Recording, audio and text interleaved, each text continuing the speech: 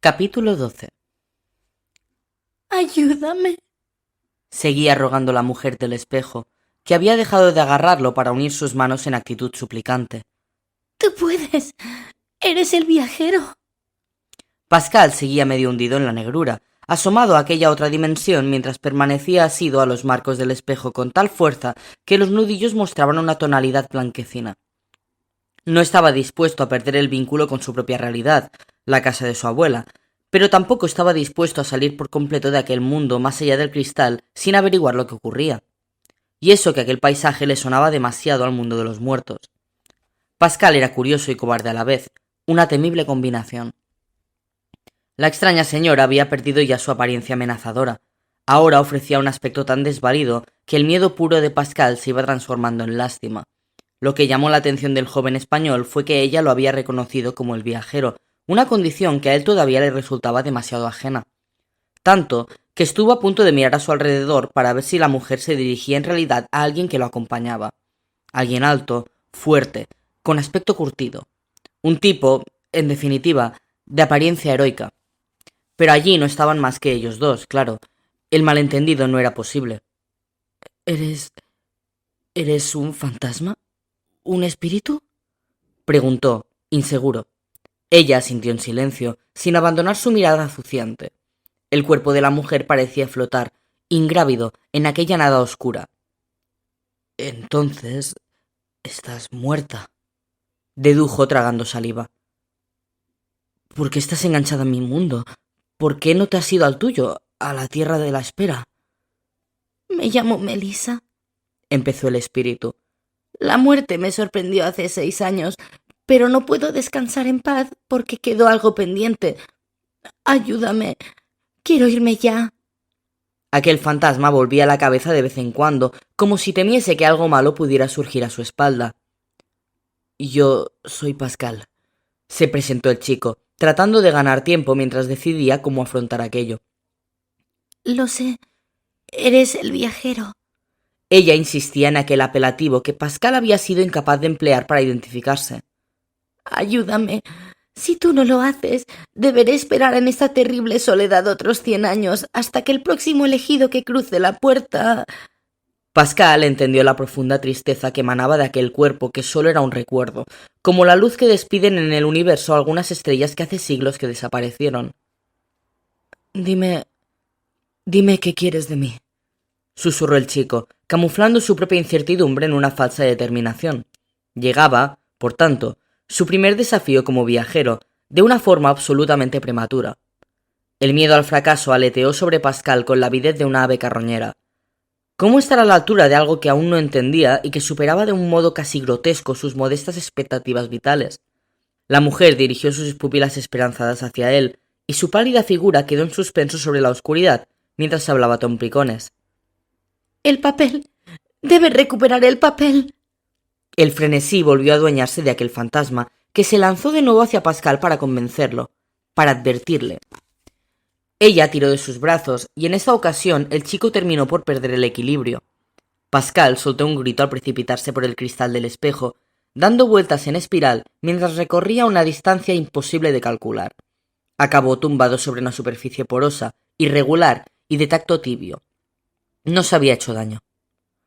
Buscó a la mujer. Alzando la vista, distinguió a mucha altura el brillo de una minúscula luz. Sorprendido, dedujo que se trataba del espejo por el que se había caído. ¿Tanto espacio había recorrido? ¿Cómo podía estar ahora tan lejos? Pero no había duda. El resplandor que llegaba hasta él provenía de la iluminación del baño de su abuela, al otro lado de aquel umbral de vidrio. De hecho, estaba muy cerca del piso donde continuaba durmiendo su abuela, y al mismo tiempo infinitamente lejos. Una paradoja que el viajero, reciente descubridor de dos mundos que en ocasiones se solapaban, empezaba a asumir. Entonces lo invadió una curiosa sensación que Pascal logró concretar. Era como si se estuviese moviendo en el interior oscuro de los huecos de las paredes de aquella casa que tan bien conocía, muy próximo a las presencias vivas que la habitaban, pero a las que resultaba imposible alcanzar, rozar siquiera. Se sentía, en definitiva, como un fantasma doméstico, aunque seguía estando vivo. El espectro femenino, cuya excesiva insistencia había provocado la caída de Pascal a aquel espacio vacío, acababa de aparecer de nuevo en aquella etérea dimensión. El chico, inquieto, Deseaba abandonar cuanto antes esa tierra de nadie encerrada tras el cristal enmarcado. Echaba disimuladas ojeadas al distante resplandor del espejo decenas de metros más arriba. ¿Qué quieres de mí?, insistió, esforzándose en mostrar el comportamiento digno que él imaginaba que debía exhibir un viajero. «No te entiendo». El eco de sus palabras se repitió en la lejanía, como si se encontrasen en una inmensa caverna subterránea. La mujer se enjugó las lágrimas, sin abandonar un gesto inquieto en el que empezaba a asomar la gratitud. Yo empezó a hablar, bajando los ojos. No fallecí de forma natural. Me quité la vida hace ahora 6 años. Me ahorqué en mi propio dormitorio, incapaz de superar mi desdicha. Haber engendrado a un auténtico monstruo, nuestro único hijo Daniel. Era la maldad personificada y nos odiaba. No te haces idea de lo que supone para una madre saberse odiada por su propio hijo. Una suicida. Pascal se empezó a sentir incómodo dentro de aquella realidad al margen de su mundo. Mi abuela decía que el suicidio es una solución cobarde que solo toman los valientes, afirmó ella, dolorida por aquel pasado al que seguía vinculada. Siempre es una equivocación. Lo he aprendido tarde.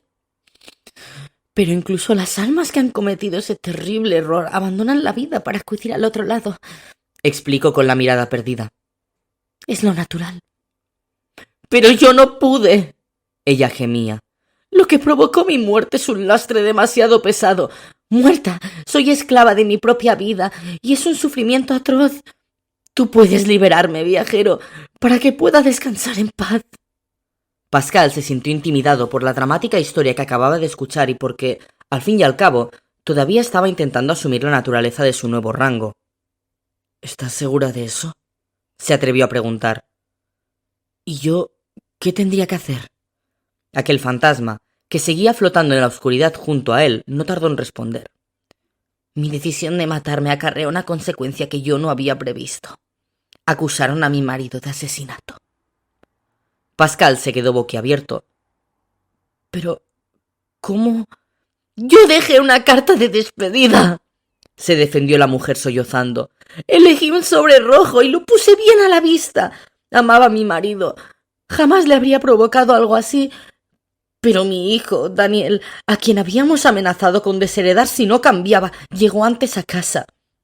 Cuando vio lo que había sucedido, escondió la carta y lo preparó todo para implicarlo. ¿Te das cuenta de qué hijo teníamos? La jugada le salió bien. Se quedó con la fortuna familiar. Y mi marido sigue en prisión. Pascal no logró articular palabra ante aquel drama que le llegaba a las manos. Hasta ahora he sido incapaz de abandonar a mi marido en esas circunstancias, continuaba el espectro. Pero ya no puedo más. Tienes que encontrar la carta que escribí y hacerla llegar a la policía. Solo así liberarán a un inocente y yo podré marchar. Te lo ruego, ayúdame. Pascal se veía superado por aquella historia y por aquel rostro suplicante. No estoy seguro de poder ayudarte. Además, ni siquiera sé por dónde empezar. ¿Y si vuestro hijo ha destruido la carta? No lo ha hecho. La tiene escondida en su casa.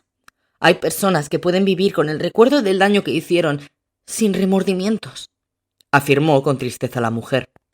Pascal descubría así que algunos tipos crueles se guardan pruebas que los incriminan en delitos terribles, arriesgándose a ser descubiertos, solo por el morboso placer de disfrutar de un trofeo de su fechoría. Ahí estaba la verdadera maldad. El eco de unos gruñidos repugnantes, babosos, atravesó la cavidad anónima en la que continuaban hablando. El espíritu hizo un gesto mudo de terror al oírlo y volvió a agarrarse a Pascal, que ahora entendía por qué la mujer volvía de vez en cuando la cabeza. No estaban solos en aquel agujero fantasmal. —¿Te han oído? —dedujo, enigmática. Los sonidos amenazadores volvieron a oírse. Procedían de algunos de los grandes poros que salpicaban el suelo invisible de aquel lugar, solo iluminado por el resplandor que se escapaba del espejo de su abuela, mucho más arriba. Enseguida vio los artífices de aquellos bramidos guturales, al principio simples bultos informes que se movían en la oscuridad, y comprendió el miedo de la mujer. Parecían seres concebidos en una pesadilla. El temor de Pascal se mezcló con el asco. Pertenecían a unos gusanos gigantescos, de más de 3 metros de longitud y medio de altura, cuyos cuerpos obesos se veían envueltos en una sustancia viscosa, purulenta, que dejaba rastros pegajosos conforme avanzaban. Gusanos pertenecientes a la clase necrófaga, devoradores de cadáveres, la sórdida fauna de las tumbas, los clásicos convidados al banquete post-mortem que constituyen los cuerpos enterrados, aunque aquellos seres parecían haber mutado para adquirir un tamaño enorme, antinatural. Las criaturas se movían nerviosas, como olfateando. Ya habían detectado a Pascal, por eso habían aparecido. Mostraban unos ojos atrofiados en sus cabezas abultadas, que a cambio disponían de bocas enormes armadas con multitud de dientes irregulares sobre las que bailaba, inquieta, una lengua hinchada cubierta de pústulas. Su aliento pestilente contaminó todo el espacio. Eran 3 los gusanos que pausadamente se apelotonaban retorciendo sus cuerpos flácidos en dirección a Pascal. Se desplazaban con lentitud, moviendo su diminuto abdomen. Daba la sensación de que, más que moverse, se desparramaban. Pero avanzaban, pues cada vez estaban más cerca. Pascal contempló sus manos vacías, los alrededores oscuros. En aquellas circunstancias no podía enfrentarse a aquellas criaturas. De hecho, no tenía ninguna intención de hacerlo. Pero su propia repugnancia le había paralizado las piernas y ahora permanecía en pose de enfrentamiento directo con los gusanos, que continuaban acortando distancias sin que él reaccionara. ¡Tienes que irte!, suplicó la fantasma interpretando la actitud de Pascal como un acto de valentía, error que el chico no se molestó en aclarar. A mí apenas pueden hacerme nada. Soy un espíritu, pero tú estás vivo. A ti te pueden devorar como hacen con la carne muerta. Él la miró, luchando por vencer su propio pánico. Un nuevo gruñido de las bestias provocó el final de aquella conversación, además de consumir el escaso valor que permitía a Pascal disimular sus ganas de largarse de allí cuanto antes.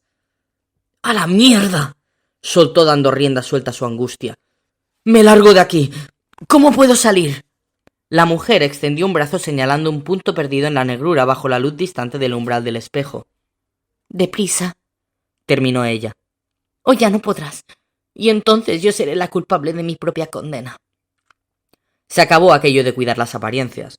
El chico se dio la vuelta con rapidez y echó a correr. Tropezaba con frecuencia. Enseguida notó que la pendiente de aquella superficie porosa empezaba a empinarse, hasta que su carrera acabó convirtiéndose en una auténtica escalada hacia el espejo, que seguía brillando con la promesa del acceso a la seguridad de su propio mundo. Gracias a los agujeros y las rugosidades, Pascal encontraba con facilidad buenos asideros, aunque el sudor de sus manos le provocaba resbalones peligrosos. Muy pronto, los gusanos llegaron hasta el comienzo de la cuesta y, una vez en ella, demostraron que hacia arriba desplazaban mucho mejor sus cuerpos de consistencia pastosa.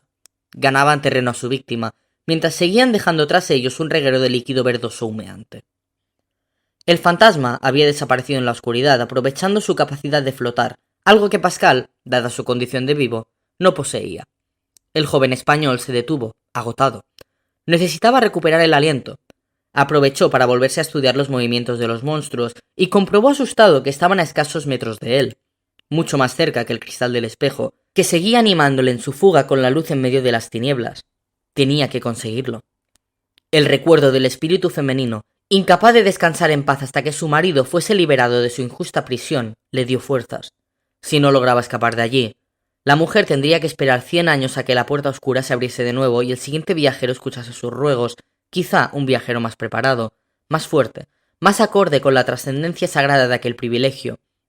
Pero, para entonces, el marido de aquella mujer habría muerto, cumpliendo así toda su condena, mientras el hijo, responsable de la trampa, habría disfrutado de una injusta buena vida. Al imaginarlo, Pascal no sintió tristeza, sino rabia. Apenas había cosas que soportase peor que la injusticia, y en eso coincidía con su amigo Dominique, bajo cuya calculada frivolidad se ocultaban valores muy sólidos. «Tengo pocas cosas claras», solía decir Dominique, «pero las que tengo no hay quien las cambie». Imagina a un pobre hombre pudriéndose en la cárcel mientras el culpable vivía con todo lujo. Le revolvió el estómago a Pascal. Por eso tenía que llegar hasta el espejo. Ahora tenía una misión a la altura de su recién estrenado linaje, recuperar la carta de la suicida. Otra cuestión era que se atreviese a llevarla a cabo, lo que no tenía tan claro. La energía con la que una de las manos de Pascal atenazó un relieve de aquella superficie, contra la que se iba restregando en la subida, le demostró que había encontrado el motor que le hacía falta dentro de su figura vulgar, un idealismo convencido.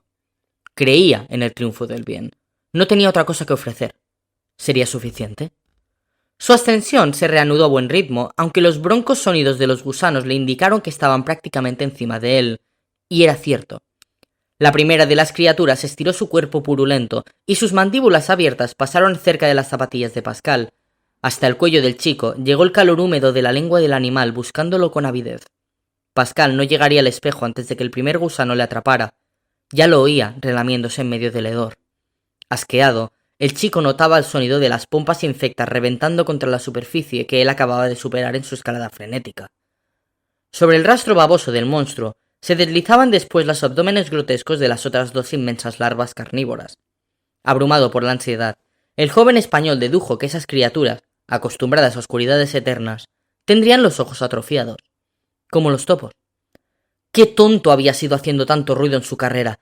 Los gusanos se guiaban por el oído, de ahí aquellos cabeceos hambrientos que no lograban atraparlo. En realidad no lo veían. En su cabeza se gestó una maniobra muy arriesgada, pero no tenía nada que perder, y es que, tal como iban las cosas, no llegaría hasta el salvador umbral del espejo que conducía a su realidad. Mientras avanzaba, introducía las manos en los poros del terreno, tanteando y recogiendo piedras hasta que, por fin, descubrió una del tamaño de su puño, justo lo que necesitaba. 2 movimientos más tarde, no habría muchos más antes de que sintiera el primer mordisco en alguna pantorrilla, reunió el valor suficiente para llevar a cabo su plan. En un último esfuerzo, Pascal aceleró un poco su ritmo para separarse más del gusano, y entonces se quedó completamente parado, mientras lanzaba la piedra grande varios metros a su izquierda. La enorme cabezota de la larva, que ya se dirigía hacia él, cambió el rumbo al percibir aquel nuevo sonido, separándose de la línea que lo conducía sin margen de error a su víctima. Pascal, aguantando la respiración, graduando sus movimientos con exquisita delicadeza, lanzó otro de los guijarros que había cogido. Procuraba alejar a aquellas criaturas un poco más para lograr el espacio suficiente que le permitiera una última carrera hasta el espejo. El primer gusano pareció desorientado ante el nuevo rastro y titubeaba haciendo oscilar sus fauces chorreantes. Si no caía en la trampa, Pascal podía considerarse pasto de aquellos monstruos. Consciente de ello, cerraba los ojos prolongando su parálisis voluntaria hasta sentir calambres. El más leve gesto sería letal. Al fin, el primer gusano se lanzó en la dirección equivocada, y tras él siguieron los otros 2. Ni siquiera entonces se permitió Pascal suspirar, y, con sumo cuidado, el chico fue cogiendo su munición y lanzando más piedras para que los monstruos no interrumpieran el recorrido que los salvaba. Cuando consideró que las fieras se encontraban a suficiente distancia, abandonó su muda invisibilidad e inició una escalada salvaje, a tal velocidad que se lastimó las rodillas. Pero consiguió abrazar el marco del espejo. A su espalda, los monstruos rugían dirigiendo ahora sus torpes cuerpos hacia el verdadero rastro de su presa. Pascal no estaba dispuesto a esperarlos. Tomó impulso y, de un salto, quedó medio asomado al baño de su abuela, el cuerpo cercenado en apariencia por el cristal del espejo, que ya empezaba a mostrar su solidez natural. Tras comprobar que el cuarto de baño seguía tan vacío como cuando se precipitó a través del vidrio, agarró el marco del espejo desde su interior y se impulsó para empezar a sacar su cuerpo de la otra dimensión estática, sintiendo el contacto pegajoso y licuado de aquella superficie acristalada que servía de frontera. Procuró no apoyarse por completo en el lavabo, para no vencerlo con su peso, y al final el vidrio terminó de escupirlo como si se tratara de un parto. Cayó al suelo de baldosas, ya en su mundo, donde permaneció unos minutos disfrutando del silencio y la tranquilidad. Lo que acababa de vivir era absolutamente increíble. Se sentía dolorido, manchado y con la ropa hecha jirones, pero vivo y orgulloso. Había logrado escapar, él solo, por fin, en casa de su abuela. Cuando se volvió hacia el espejo, descubrió sobre su superficie empañada unas letras. Daniel Lebowitz, Rue Babylone, 6-8. Pascal conocía aquella calle, cerca del monumento que albergaba la tumba de Napoleón, no muy lejos de los Campos Elíseos. Sonrió con poco entusiasmo. El fantasma le acababa de facilitar el nombre y la dirección de su hijo. Pero, ¿estaba dispuesto a lanzarse a aquella locura? Pascal empezó a sufrir el embate de sus dudas. Se debatía entre la lástima que sentía por la situación de aquel fantasma que acababa de conocer y el pavoroso miedo que le suscitaba cualquier iniciativa derivada de su condición de viajero, una condición para la que todavía no se sentía preparado. No. Tuvo que admitirlo. Resultaba demasiado prematuro. No podía hacerlo, el riesgo de fracaso era excesivo. El asunto de los Lebowitz tendría que esperar, por muy humillante que fuese para él reconocerlo. Pero aquella ofensiva honestidad era preferible a un primer tropiezo que podía acarrear consecuencias impredecibles. El viajero se levantó del suelo. Necesitaba alejarse de allí. Sobre todo, apartarse de aquel espejo que le recordaba con su inscripción su negativa a ayudar a la mujer. Más adelante, se prometió. Más adelante cumpliré esa misión. Le dolió suponer que Michel o Dominique habrían aceptado aquel reto en sus mismas circunstancias, pero ni siquiera aquel pensamiento logró que cambiara de opinión. Ahora, lo que precisaba era dormir, descansar, relajar su mente, si es que lo conseguía. La luz del baño estaba apagada, por fin libre del inquietante parpadeo que había supuesto el comienzo de todo aquel episodio, la llamada de la mujer del espejo. Pascal, todavía a oscuras, respiró con fuerza para gozar de aquel aire que a él se le antojó fresco en comparación con la atmósfera cargada y vieja de la otra dimensión. Apoyando la cabeza contra la pared, sintió sobre su nuca el contacto frío de los azulejos. Ya estaba de nuevo en casa de su abuela y no se movería más. Necesitaba dormir o se vería sin fuerzas para acudir a clase al día siguiente. Aquella noche, Pascal se había quedado a pasar la noche allí, pues la anciana mujer estaba muy delicada a causa de una complicación en su diabetes y la familia se iba turnando para cuidarla. ¿Quién podía adivinar que sería en aquel piso donde iba a tener lugar su segunda experiencia paranormal en el mundo de los vivos, un nuevo fenómeno del más allá? Aquel dato le había provocado desde el principio un violento impacto que llevó a su mente al reciente recuerdo de la puerta oscura. Pascal suspiró, dejando escapar de sus pulmones toda la tensión acumulada durante la última parte de aquella noche. A pesar de haber rechazado la misión de Melissa, no estaba tranquilo. Primero, la puerta oscura, y justo después, el oscuro secreto de los Lebowitz. Su mente asustada analizaba el origen de aquel episodio y estaba llegando a la conclusión de que su condición de viajero entre mundos no era ningún juego. Sus circunstancias se habían transformado más de lo que él imaginaba, y empezaba a contemplar la posibilidad de que ni siquiera en su propio mundo pudiese ya aspirar a que todo permaneciese igual que antes de pisar el mundo de los muertos. Lo que acababa de ocurrirle no era accidental. No podía serlo. Estaba vinculado con su primer viaje a la otra dimensión. El más allá disponía, entonces, de conexiones con la tierra de los vivos, porque, a la luz de lo sucedido, él ya no pasaba inadvertido para los seres que pululaban por aquella atmósfera cristalizada entre la vida y la tierra de la espera, una atmósfera intermedia que acababa de descubrir a través del espejo. Sí, acababa de descubrir, de comprobar, que había algo más allá de la muerte, el sueño más íntimo y ambicioso de filósofos, teólogos, científicos. Pero al hacerlo se había quedado enganchado a aquella otra realidad y ya no había marcha atrás, sentenciado por su propio hallazgo. Pascal comenzó a retraerse, desplegando su condición dubitativa. Aquella, aunque fallida, era la primera misión que le pedían como viajero. ¿Habría más? El miedo le provocó una imperiosa necesidad de huir de todo aquello, de volver a ser el de siempre, amparado en la tranquilizadora rutina gris. Su recién adquirido protagonismo le resultaba ahora amenazador, no le compensaba, aunque, en el fondo, se alegró del carácter irreversible de la propia condición de viajero. Lo obligaba a ser valiente, impidiéndole la tentadora posibilidad de una retirada definitiva, de la que sin duda habría hecho uso de haber podido, como acababa de hacer ante la petición de la mujer del espejo. No tenía opción. No podía desprenderse de su condición de viajero, aunque, de momento, lo que sí era viable era retrasar sus responsabilidades. Lo acababa de hacer eludiendo actuar en la búsqueda de Lebowitz. Pascal siguió meditando. ¿Sufriría más visitas aterradoras de fantasmas? ¿Surgirían de nuevo esos espectros presos en su realidad para pedirle más favores? Quizá terminaran por enfadarse con él aquellos espíritus anclados entre los dos mundos, pidiéndole cuentas por su cobardía, por su intromisión desperdiciada. Habría perturbado, en definitiva, el descanso eterno de los muertos atravesando la puerta oscura.